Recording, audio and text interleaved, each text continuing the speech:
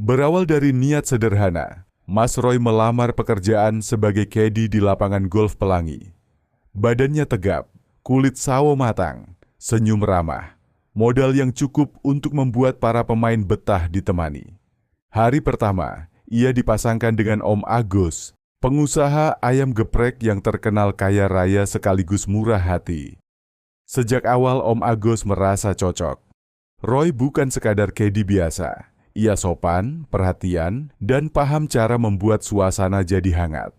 Setiap kali Om Agus kelelahan, Roy selalu sigap menyodorkan minuman, mengipas dengan handuk, bahkan memberi semangat. Dari kebersamaan di lapangan golf itu, perlahan tumbuh rasa yang lebih dari sekadar relasi kerja. Sebulan berjalan, kedekatan mereka semakin intim.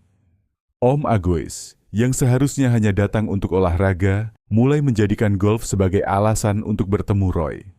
Tatapan mereka kerap bertemu lebih lama dari biasanya. Hingga suatu hari, dengan nada penuh janji, Om Agus berkata, "Roy, kamu ikut aku liburan ke Singapura ya? Anggap saja hadiah karena kamu sudah setia menemaniku." Roy sempat ragu, tapi hatinya berbunga. Ia merasa spesial, dianggap lebih dari sekadar caddy. Maka berangkatlah mereka berdua ke negeri singa. Hari-hari pertama berjalan indah. Mereka foto di Merlion, belanja di Orchard, dan makan malam romantis di restoran tepi Marina Bay. Roy merasa dunia seakan berpihak padanya. Tapi kebahagiaan itu hanya bertahan sebentar. Malam itu mereka makan di sebuah restoran mewah. Roy duduk menunggu, sementara Om Agus pamit ke toilet. Tak disangka, di koridor, Om Agus berpapasan dengan seorang pria asing, tinggi, berkulit bersih, berpenampilan stylish. Namanya Mas Bram, seorang gigolo yang sudah terbiasa menaklukkan lewat senyuman maut. Dari tatapan pertama, ada arus listrik yang membuat Om Agus goyah. Mereka berbincang singkat, bertukar nomor WhatsApp, lalu berpisah seakan tak terjadi apa-apa. Namun itu justru awal petaka. Beberapa hari setelahnya, Roy mulai merasakan perubahan.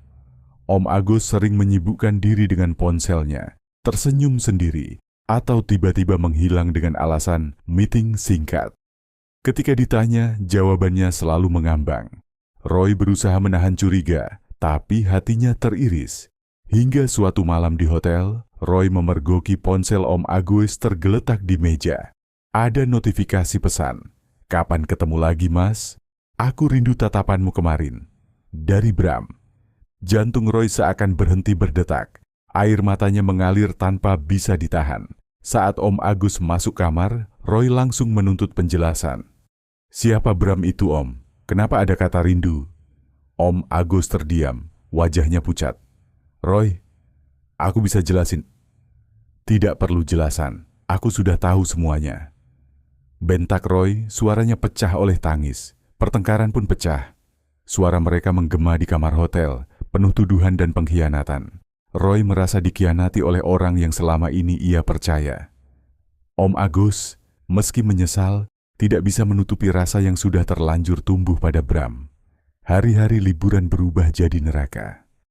Roy menangis setiap malam, duduk termenung di dekat jendela hotel, menatap cahaya kota Singapura dengan hati hancur. Ia merasa seperti boneka yang dimainkan. Saat pulang ke Indonesia, hubungan mereka tak lagi sama. Roy memutuskan berhenti jadi caddy Om Agus.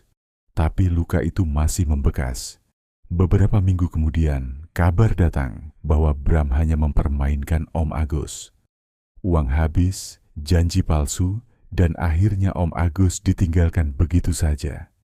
Hati yang dulu ia rusak, kini diganti dengan kehancurannya sendiri. Roy hanya bisa tersenyum pahit saat mendengar kabar itu. Luka hatinya memang belum sembuh, tapi ia tahu satu hal. Pengkhianatan selalu punya balasan. Dan cinta sejati tidak pernah lahir dari kebohongan. Di lapangan golf Pelangi, Roy kembali berdiri. Kali ini mendampingi pemain lain. Senyumnya tetap ramah, tapi matanya menyimpan kisah panjang penuh luka. Ia bukan lagi caddy biasa. Ia adalah Mas Caddy yang tersakiti, sebuah kisah tentang cinta, pengkhianatan, dan air mata yang tak pernah ia lupakan.